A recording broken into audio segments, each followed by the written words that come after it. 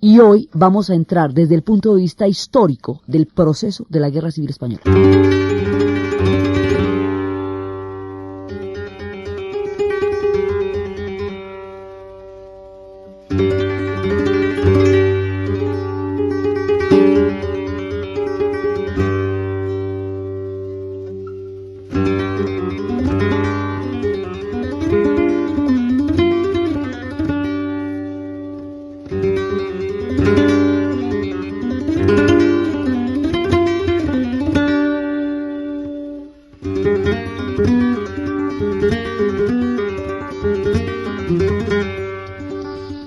España, al no haber podido entrar en la modernidad por la profunda ruptura que tuvo en la época de la invasión napoleónica, continúa con una monarquía absoluta, totalmente autoritaria, con una de las formas, digamos, más fuertes de poder, mientras todos los demás países europeos se gastaron el siglo XIX en procesos de buscar regímenes parlamentarios, de buscar representaciones, otro tipo, lo que se llama la modernidad, que son la separación de poderes, que son los controles de uno de los poderes entre sí para que ninguno se exceda. Se parte de la base que el Estado, por la cantidad de poder que puede manejar, puede llegar a ser una amenaza para la sociedad y que la sociedad debe desarrollar mecanismos para protegerse del poder del Estado. Ese es el argumento a partir del cual se generan los derechos y se cuestiona el Estado absolutista. Ese Estado absolutista monacal, que en el caso de España es monárquico, es unitario, es confesional religioso.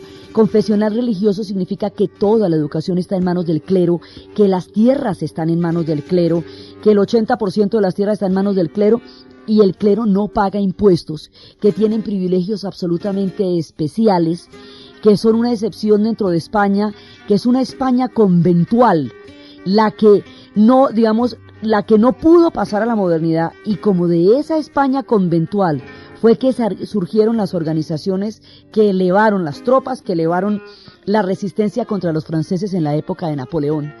Esa España conventual, esa España de la Contrarreforma se fortalece y se va a hacer mucho más sólida en el poder después de las guerras napoleónicas, y es cuando se produce esa fractura. Entonces la otra España, la que no es confesional, es decir, la que quiere un Estado laico, la que no es unitaria, es decir, la que quiere autonomías, como son las diferentes regiones en España, que son parte de ese país, pero tienen culturas propias, como Cataluña, como el País Vasco, como Galicia. Entonces hay unas autonomías que bajo el esquema de esta España imperial no son posibles. Hay otro, la modernidad en el sentido republicano, que existan instituciones que puedan separar los poderes, vigilarlos entre sí y que no haya una autocracia, un poder tan supremamente vertical como el que en ese momento estaba en España. Entonces, una búsqueda de una democratización republicana de la historia de España, de la política en España. Sí, esa es otra parte. Hay otros que quieren, los republicanos quieren en el sentido estricto, la separación de poderes y la modernidad en la política española. Hay otra fracción que son los comunistas, que quieren un régimen comunista que va a ser del corte de la revolución bolchevique, por lo tanto sería una dictadura del proletariado con partido único. Y por el otro lado son los anarquistas. El anarquismo es una teoría política que venía de la línea de Bakunin y de Prokopiev, que los que querían era la abolición del Estado. El anarquismo considera que el Estado es un enemigo por su existencia de los ciudadanos y que por lo tanto los ciudadanos deberían vivir en unas condiciones en las cuales no existiera un Estado que los controlara, sino que ellos se controlarían a sí mismos. Es una doctrina para ángeles porque es una doctrina que desprecia las formas de autoridad y de poder. Por eso se les dice ácratas. A significa sin o no y kratos, poder, el que no quiere el poder. Entonces, el anarquismo que va aprendiendo en España desde finales del siglo XIX, cuando uno de los anarquistas italianos llegó con los mensajes que estaban diciendo Bakunin y Prokopiev y empiezan a montar el anarquismo, va a ser la tendencia mayoritaria, porque el carácter totalmente antiautoritario del anarquismo va a ser la reacción a un poder tan supremamente fuerte como el que tenía en ese momento la monarquía. Entonces, a un Estado confesional, al esquema de Felipe II de la Contrarreforma, monacal, conventual, con el fanatismo de la Restauración, que no permitió que ninguna otra España naciera. Esta España, como está concebida, sin proyecto de modernidad, ahoga a la otra España, no la deja salir, no la deja nacer. Entonces eso se va enquistando una España dentro de la otra, que no puede nacer. ¿Qué es la otra España? Pues todo este combo, los anarquistas, los socialistas, los comunistas, los republicanos, los laicos, los autonomistas, todos los otros que tienen proyectos que no son posibles bajo el esquema de la España imperial. Entonces esto se va a romper. Esta, digamos, la franja, la brecha se armó después de la ruptura napoleónica porque la Restauración ahogó la posibilidad de la ilustración y de la modernidad en España. Entonces esta otra España no pudo nacer porque fue aplastada por las mismas tropas francesas que llevaron el cuento de que eso se podía hacer. Entonces la resistencia para sacar a los franceses fue la que impidió que esta otra España naciera. En el siglo XX esto se va a volver un problema muy grave, que se va a expresar primero en los sucesos de Barcelona de 1909, cuando tratando de evitar lo que fuera el reclutamiento de tropas de los catalanes para ir a pelear a Marruecos en una aventura colonial que ya no tenía sentido, después de la pérdida de las colonias en Cuba, en Puerto Rico y en Filipinas, seguir dando olor en Marruecos ya no había caso. Entonces, cuando iban a embarcar a las tropas catalanas para Marruecos, se fueron las familias a tratar de evitar que se llevaran a los soldados, a los catalanes, para ir a pelear en Marruecos, donde ellos no tenían pero ni prójimo, o sea, eso no tenía nada que ver con ellos, ni con sus intereses, pero como ni para qué. Entonces se fueron a evitar que se embarcaran las tropas, y de pronto, lo que es una sublevación contra el embarco de tropas a Marruecos, se convierte de repente en una lucha anticlerical tenaz. Entonces se voltean contra todo el estamento clerical en Cataluña, y se arma un enredo, se arman unos disturbios de una semana totales, que van a ser fuertemente reprimidos. Y cuando fueron reprimidos, dicen, nosotros logramos sofocar la rebelión, pero el germen que la está animando no. Entonces, la Semana Trágica de Barcelona es un campanazo. Las cosas se siguen deteriorando. La pobreza en España es muy grande. No hay soluciones económicas porque en cambio tampoco hicieron la revolución industrial. Y ya no son imperio, ni chicha ni limonada, ya no son nada. Entonces, esa situación hace que económicamente ellos tampoco tengan una respuesta a sus problemas. Entonces, el empobrecimiento en el campo va a ser cada vez más grave. Las cosas se van a seguir deteriorando, hay periodos de pronunciamiento, como fue el caso de Primo de Rivera, que en 1927 hizo un pronunciamiento. ¿Qué es un pronunciamiento? Los militares, a partir de toda la fractura del ejército durante las guerras napoleónicas, de pronto dejaban de acatar mandos del gobierno, dejaban de acatar las órdenes del mando central, y hacían lo que se llamaban pronunciamientos, y era como golpecitos de estado, en donde ellos entraban y hacían un pronunciamiento, eran deliberantes. Entonces Primo de Rivera hace un pronunciamiento que va a durar 6 años, y esa digamos, costumbre del pronunciamiento va a ser característica de España durante esa época. Entonces pasa el pronunciamiento y luego sigue el esquema de la monarquía. En 1931 se van a dar las elecciones. Las elecciones tienen como objetivo, desde el punto de vista de la República, que está armando una coalición que es totalmente variopinta, es como un arcoíris. Desde el punto de vista de la República, lo que ellos esperan en esas elecciones es sencilla y llanamente tener una presencia política importante. Es decir, que sean considerados como una fuerza que tiene una presencia en la política española. Ellos quieren ser tenidos en cuenta, quieren tener una figuración importante en la política española. No más, es el primer envión, es el primer intento, no era más. Y resulta que las elecciones de 1931 le dan la votación total a la monarquía, pero le van a dar la votación cualitativa a la República. Es decir, la República va a ganar en Madrid, Barcelona, Bilbao, en las principales ciudades españolas va a ganar la República las votaciones. Y ese voto calidad, digamos cualitativo, frente al voto cuantitativo es el que termina en un momento dado resolviendo, decidiendo los destinos. Es decir, los republicanos terminaron ganando las elecciones de 1931, cuando solamente querían una pequeña presencia política importante en la vida española.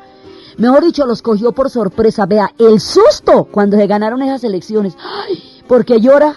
Si usted apenas lo que quería era tener presencia política, pues no se les ocurrió jamás que fueran a ganar.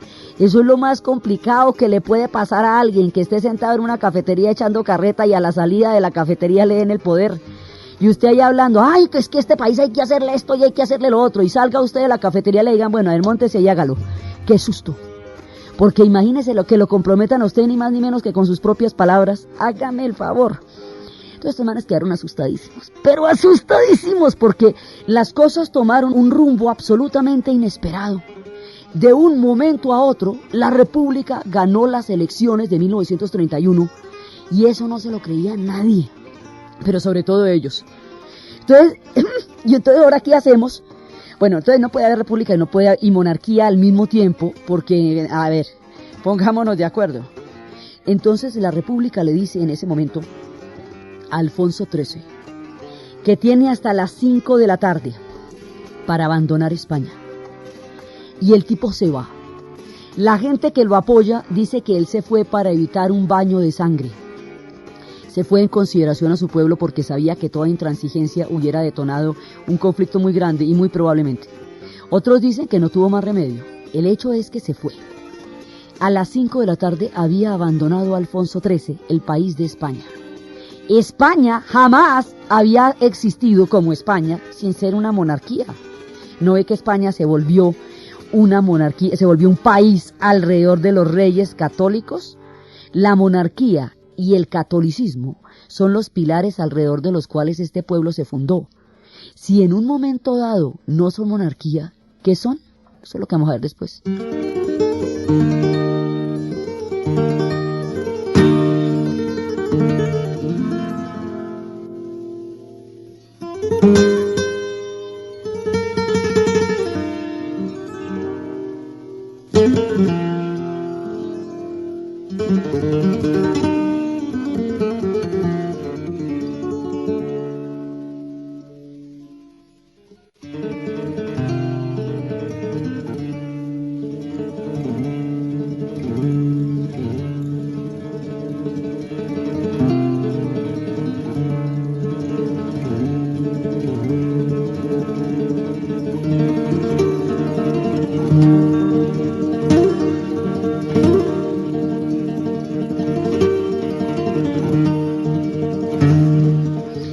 14 de abril de 1931, llegó la República al poder y se fue la monarquía.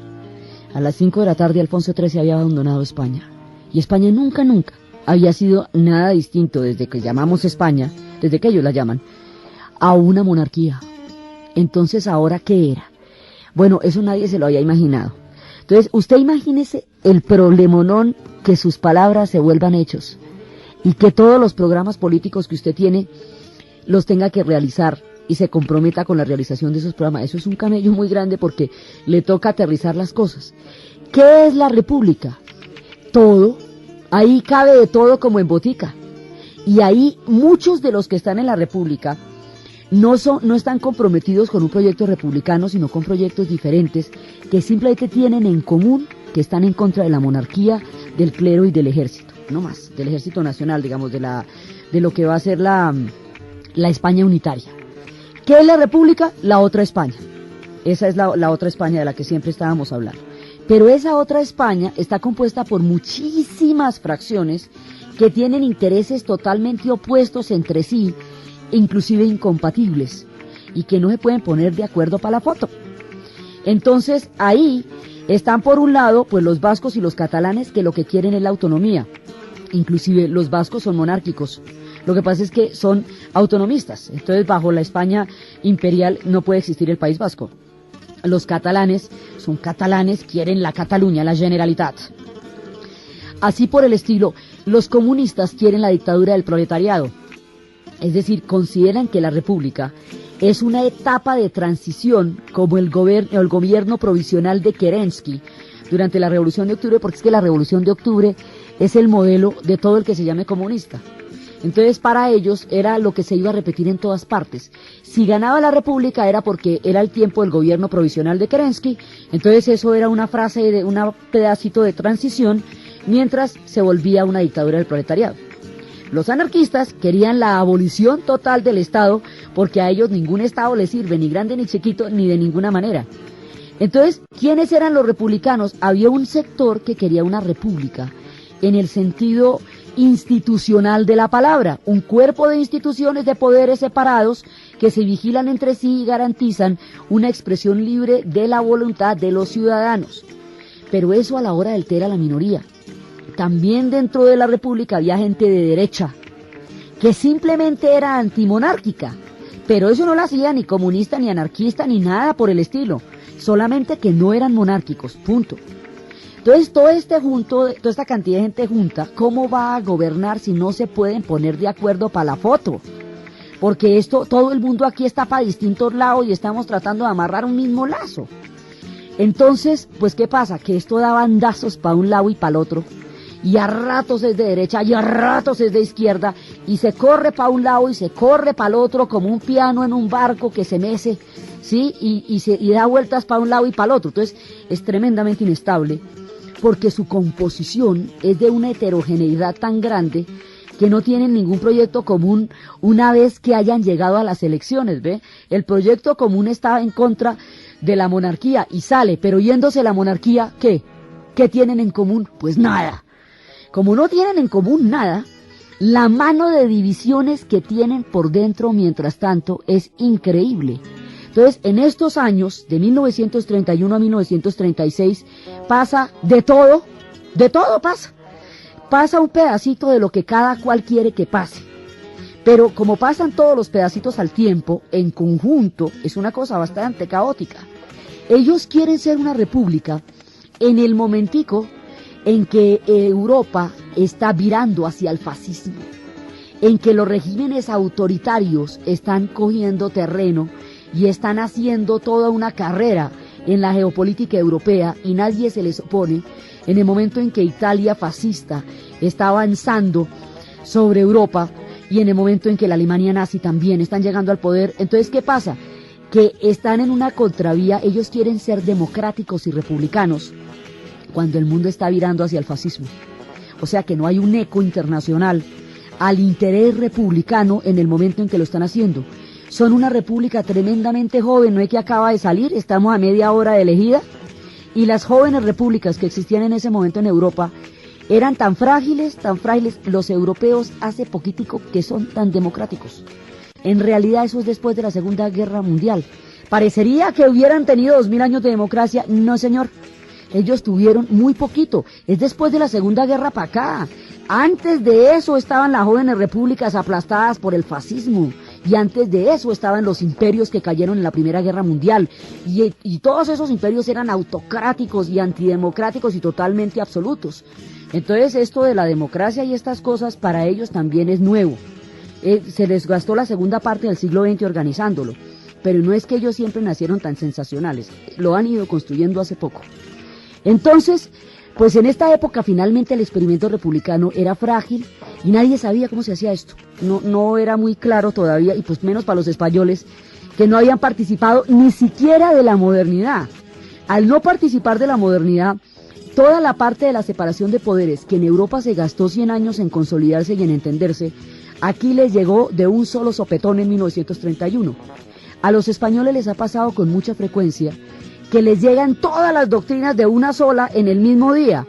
Entonces no hay cómo asimilarlas, es una indigestión doctrinaria la que les llega hay veces, porque les toca vivir lo que el resto de Europa ha vivido en etapas gradualmente y a través de procesos históricos de asimilación de one.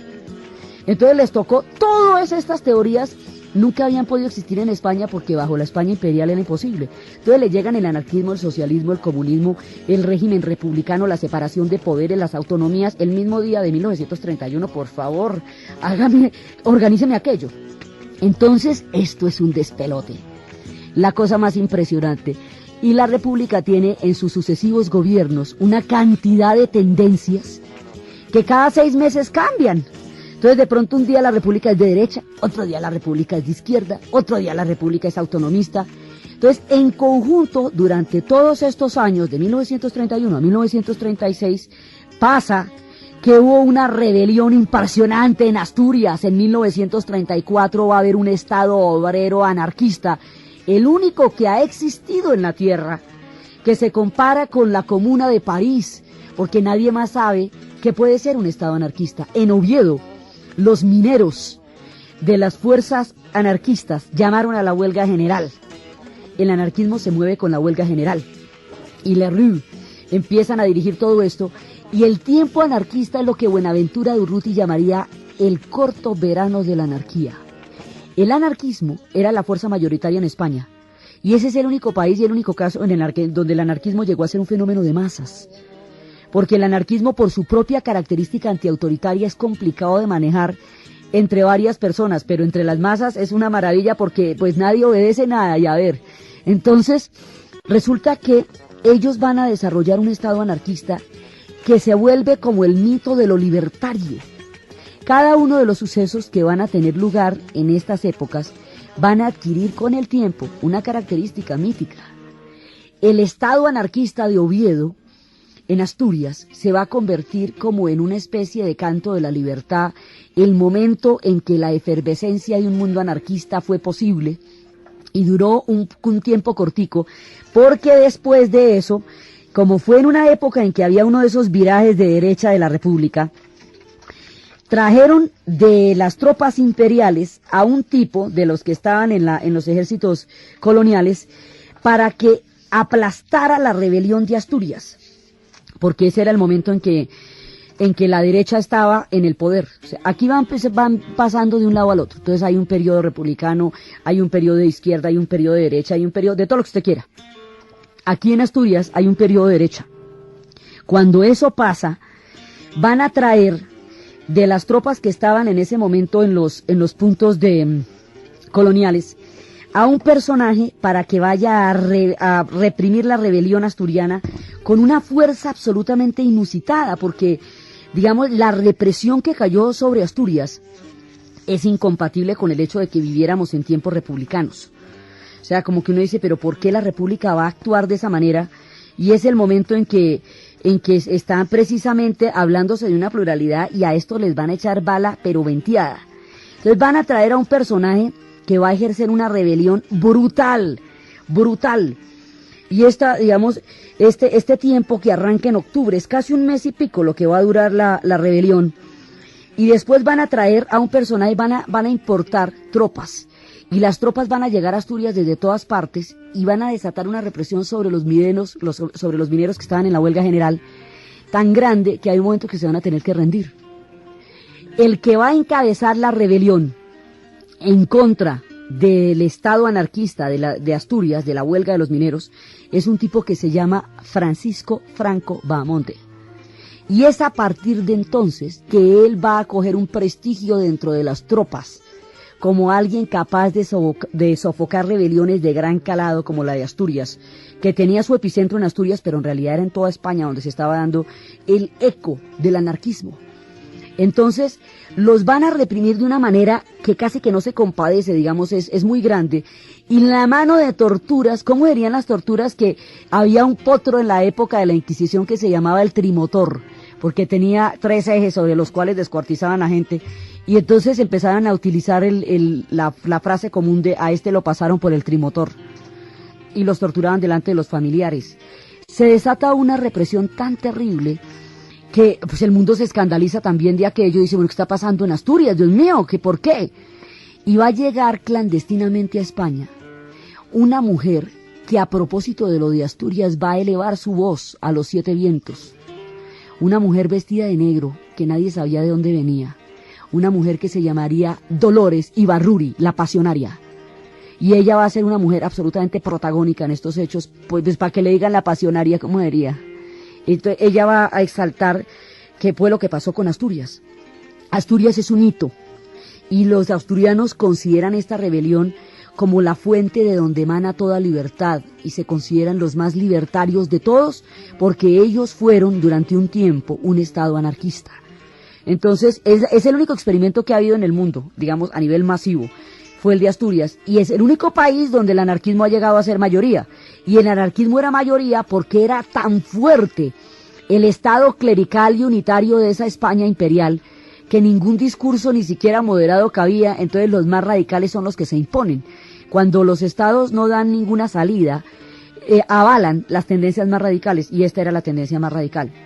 Entonces, durante el tiempo de la República va a existir el estado de Asturias, y la rebelión de Oviedo, y Buenaventura Durruti, y toda esa historia del anarquismo español que había nacido a partir del momento en que los italianos habían llevado hombres a contarles a los obreros lo que estaba pasando en Italia, y que venía de Rusia también, digamos. Esa es toda una línea histórica que se está gestando, que viene de Rusia, que pasa por Italia y que llega a España, y en España va a tener toda su fuerza. Ese es el anarquismo, por un lado. Como la República ese era el momento que estaba hacia la derecha cuando se aplastó la rebelión. Otro día viró hacia la izquierda y fusilaron a Primo de Rivera. Y Primo de Rivera era el que había hecho un pronunciamiento durante el tiempo que va transcurriendo, antecitos de llegar a la República. El tipo había hecho un pronunciamiento y había gobernado 6 años, y ese tiempo había sido la única interrupción. Entonces, Primo de Rivera, que está arrestado desde que subió la República, está en la cárcel, y la idea es que pues no hay necesidad de fusilarlo, pero tampoco nadie logra conmutarle la sentencia, y entre toda esta cantidad de problemas que hay, la sentencia la autorizan sin que Largo Caballero, que en ese momento estaba en el gobierno, la ratifique. Y Largo Caballero se pone furioso porque no la puede, porque la hacen casi que a espaldas suyas. Primo de Rivera es fusilado, él es el fundador de la Falange, uno de los fundadores de la Falange, y después a Largo Caballero le van a cobrar eso con el hijo de él, que lo van a ejecutar. Y esto también es otra de esas, digamos, de esas situaciones innecesarias y extremas en este pa' allá y pa' acá que va teniendo la República Española.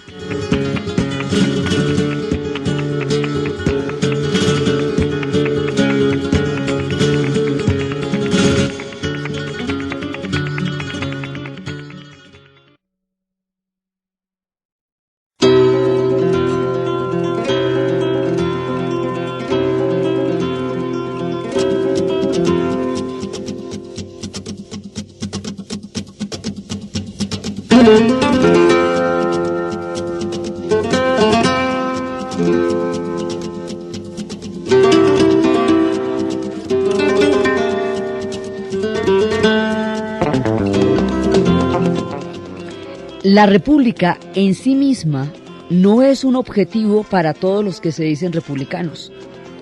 Tenía muchos enemigos dentro de ella misma porque, como todo el mundo la consideraba, era un escalón, un peldaño hacia. Los comunistas la consideraban un peldaño hacia la dictadura del proletariado. Los anarquistas la consideraban un peldaño hacia la abolición del Estado. Los autonomistas la consideraban un estadio hacia las autonomías de las regiones. O sea que los republicanos, en el sentido estricto de la palabra, los que buscaban la república como una forma de gobierno para dirimir de otra manera la política española, eran realmente muy pocos. Eran Manuel Azaña, Salvador de Madariaga, era, digamos, un grupo de personajes que eran como de la línea de Unamuno, un poco como de ese estilo, digamos, de los que estaban buscando una racionalización de la política española. Y eran tradiciones de tradición liberal, porque es que el liberalismo tampoco llegó a España. Acuérdense que tampoco, porque como el liberalismo estaba asociado a los franceses durante la época de la ruptura de las guerras napoleónicas, entonces va a ser mal visto. Entonces España tampoco va a llegar a tener liberalismo nunca hasta entonces. Entonces hay unos liberales que son como de esta línea moderada, que tienen un proyecto mucho más institucional, en el sentido de crear una nueva forma de hacer política en España. Para ellos, la república sí es un proyecto por la república misma. Son, digamos, los únicos republicanos en el sentido político de la palabra. Los demás van a quedar metidos en la república porque la república es la cobija, el manto, el parasol, debajo del cual está metido todo este combo mientras escampa. Entonces, por eso es que la república va a dar tantos bandazos. Entonces, o coge para un extremo, o coge para el otro. Está amenazada por todas partes por las extremas. Las mismas extremas que están dentro de la república son las que le hacen inviable.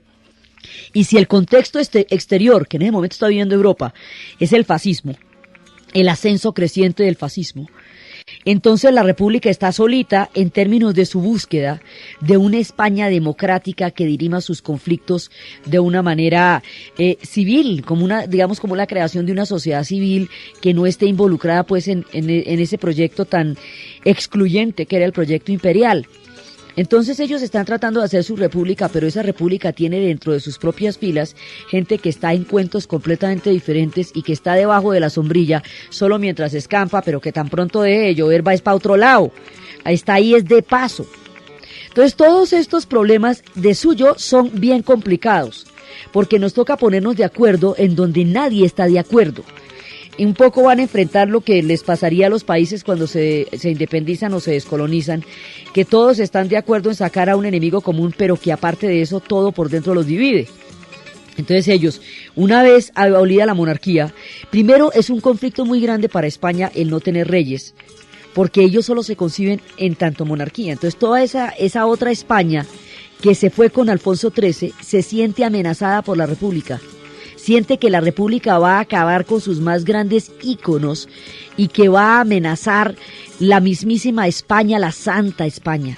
Entonces, la otra España, la que siempre gobernó, la que se montó desde Isabel y Fernando, cruje bajo la República y considera que la República es una amenaza a Cristo Rey y a las buenas costumbres y a la España imperial. Entonces, tampoco está contenta con el régimen republicano porque lo considera demasiado osado. Esta república va a tener el drama de todo reformador. Los reformadores resultan demasiado tímidos para todos aquellos que están altamente esperanzados en su capacidad de cambio y de transformaciones, y demasiado osados para aquellos cuyos privilegios se ven amenazados. Esta república ni a unos ni a otros cuadra, porque desde el punto de vista de la España imperial y desde el punto de vista de la España clerical, esto va a ser complicadísimo porque se van a dar toda clase de restricciones. Entonces, por ejemplo, le quitan un montón de subsidios a la iglesia que los tenía todos. Entonces dice que todas las confesiones religiosas serán consideradas como asociaciones sometidas a una ley especial. El Estado, la región, las provincias y los municipios no mantendrán ni favorecerán ni auxiliarán económicamente las iglesias, asociaciones o instituciones religiosas. Una ley especial regulará el total de extinción en un plazo máximo de 2 años del presupuesto del clero. Y el presupuesto del clero era más grande que el presupuesto de España. Entonces, desmontarle al clero los privilegios que tenía desde que los reyes católicos son católicos es un asunto de marca mayor. Y es un asunto que lo involucra directamente porque le ataca el bolsillo, la papa. Le ataca y su poder fundamental. Nunca, jamás el poder clerical se haya visto cuestionado. Y la República lo cuestiona con los artículos de la Constitución que proclama. Entonces dice que las demás órdenes religiosas se someterán a una ley especial votada por Cortes Constituyentes. Otra cosa que no se había dado en España era la separación entre el poder religioso y el poder civil. Eso, lo de la separación del poder religioso y el poder civil, en Europa tomó toda la época de Carlomagno, el Sacro Imperio Romano Germánico, las peleas entre los gibelinos y los elfos en Italia. O sea, Europa se gastó muchos siglos en producir esa división, esa separación de poderes que es clara en el protestantismo y todas esas cosas, pero todo eso no le va a pasar a España, porque la España unitaria nunca contempló esta posibilidad. Esa es una España monacal, clerical. Entonces ahora van a tratar de establecer una separación de poderes, porque el poder y la iglesia eran una misma cosa, por la condición católica de España de Estado Nacional. Entonces, para ponerle, digamos, un poder civil que reglamente al clero y que le limite los privilegios, le desmonte los presupuestos, le vaya quitando espacios que en la sociedad española eran todos. Entonces, imagínese si el clero no se va a sentir directamente amenazado por la República. Entonces, además que desde el punto de vista de los que no son republicanos, esos todos son los mismos. Ellos no distinguen entre una y otra tendencia, porque para ellos da la misma. Sean anarquistas o comunistas o republicanos, limitan su poder. Y cualquier limitación a su poder es mucha.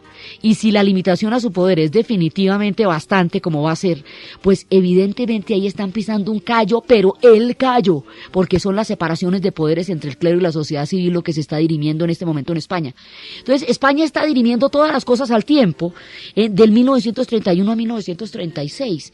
Un país que tiene que resolver en este lapso de tiempo, lo que no ha resuelto en los últimos 2 siglos, pues está en problemas.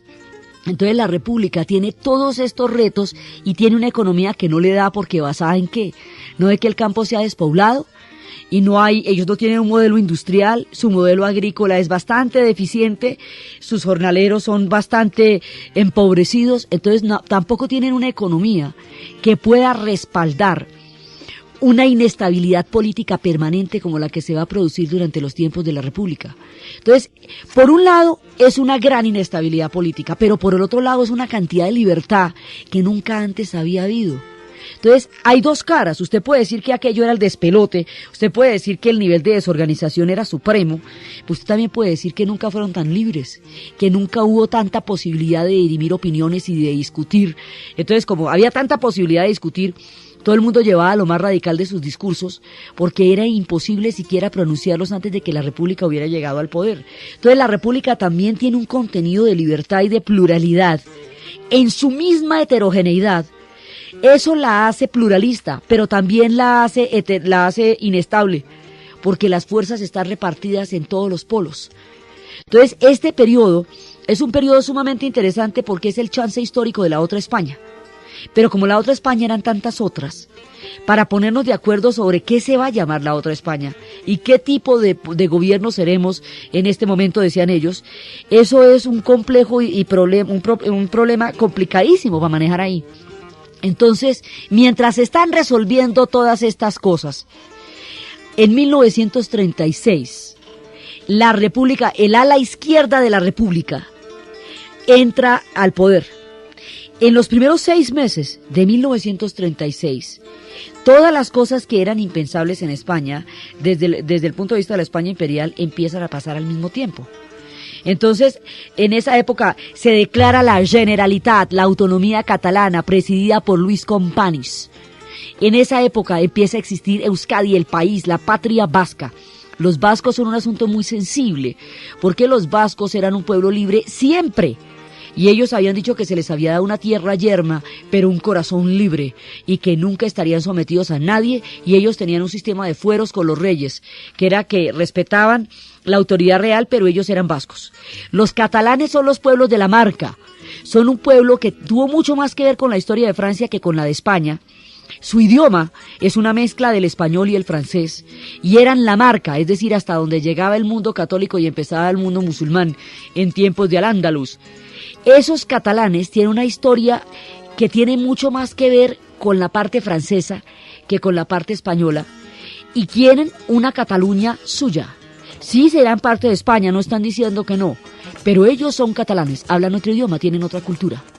Los gallegos son la mayor cantidad de la herencia del mundo celta, y sus canciones son canciones celtas, y tocan las gaitas lo mismo que las pueden tocar en Escocia o en Irlanda. Ellos son celtas, son básicamente celtas. Entonces, de todos esos pueblos que formaron la España, se acuerda desde los tiempos de Iberia, cuando pasaron los romanos, los cartagineses, los fenicios, los tartesios, todo ese montón de pueblos que fueron formando capas y capas y capas de la península ibérica. De todos esos pueblos quedan representantes en las diferentes regiones españolas. Por eso hay regiones celtas, como la Galicia, regiones que tienen mucho más que ver con la Marca y con Francia, como la Cataluña, regiones que están mucho antes de la llegada de los demás, como el País Vasco, que ellos están ahí antes de los romanos y antes del sol y de la luna, pues ellos son muy, muy, muy antiguos. Entonces todos esos están metidos dentro de una cosa que llaman España, y están metidos ahí porque alrededor de la expansión de los reyes católicos se fueron sometiendo a todas las demás provincias a una autoridad central. Es decir, Cataluña y el País Vasco están en España por sometimiento, no por adhesión. Y eso hace que para ellos sea indispensable la autonomía mínimamente. Y si la autonomía se consigue bajo la República, pues vale.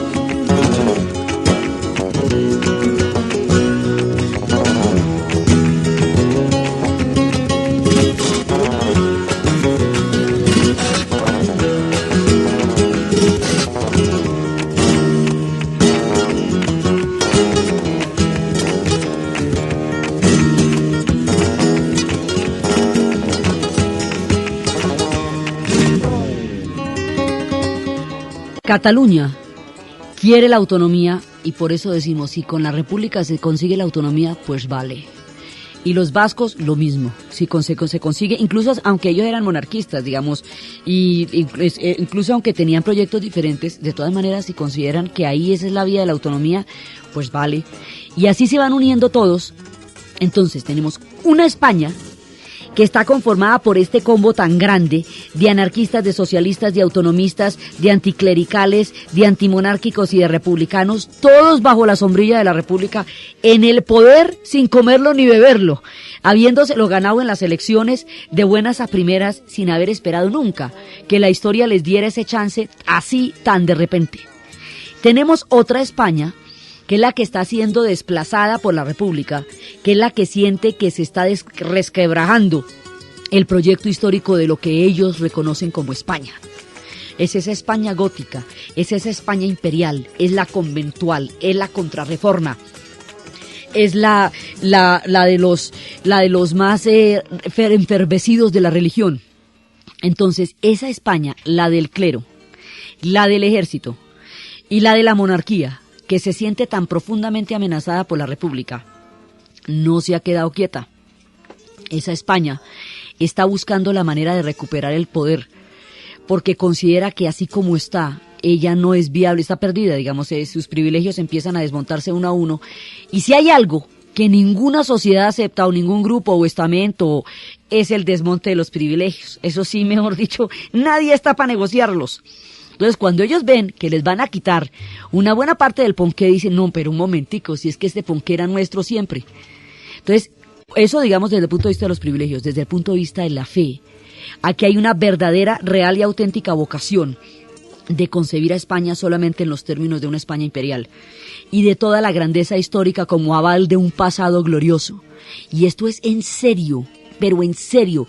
Esta gente cree en Cristo Rey, de verdad para Dios, y consideran que los otros son unos ateos que van contra sus íconos. Y los otros están tan supremamente saturados del discurso anticlerical, del discurso del clero, que son furiosamente anticlericales. Entonces, aquí la polarización se va volviendo tan grande que se va a volver casi incompatible. Hay un momento en que ninguna de las dos Españas cree, ni concibe, ni piensa, ni se le ocurre que puede vivir bajo la otra. Y esto se va poniendo grave, cada vez más grave.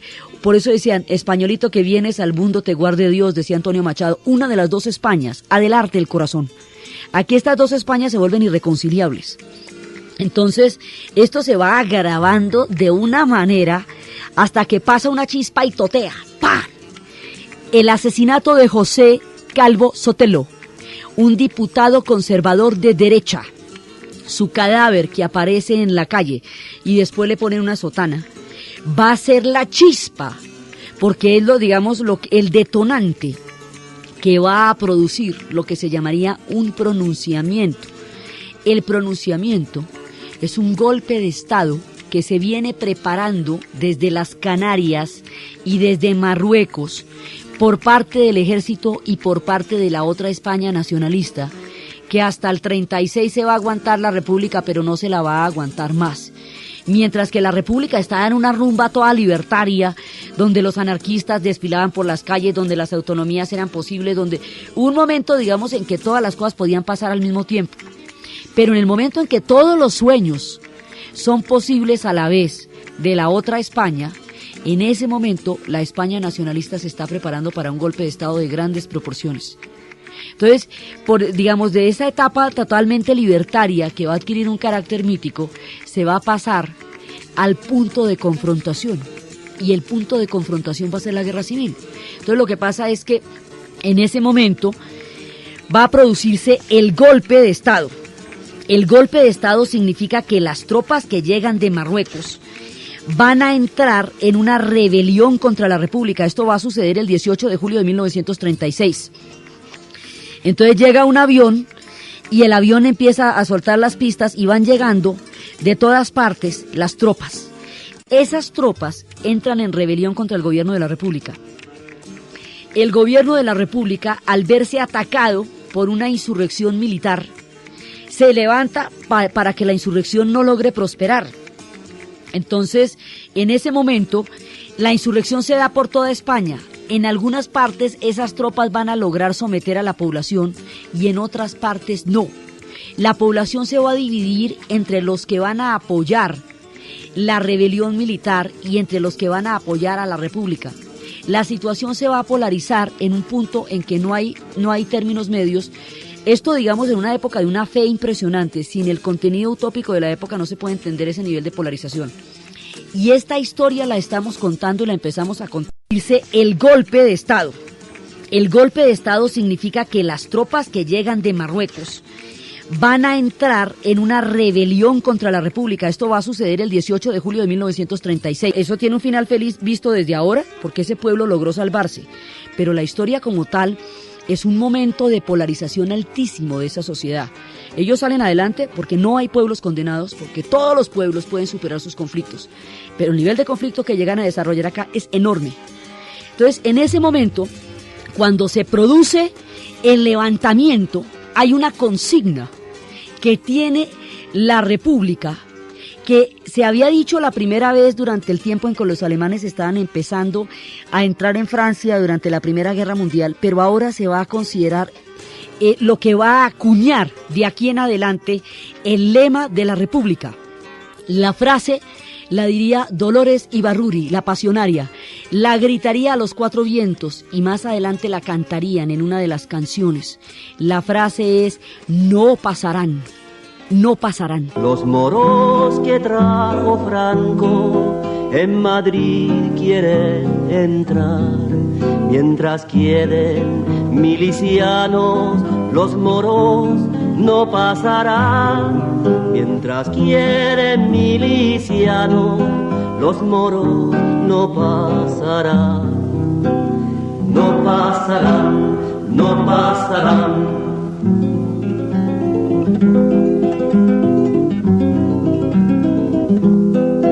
Aunque me tiré en el puente y también la pasarela, me verás pasar el Ebro en un barquito de vela.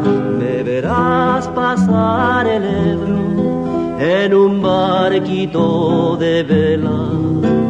No pasarán, no pasarán.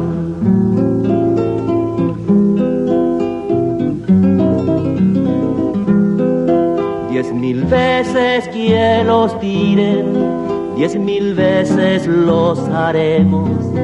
Tenemos cabeza dura los del cuerpo de ingenieros. Tenemos cabeza dura los del cuerpo de ingenieros.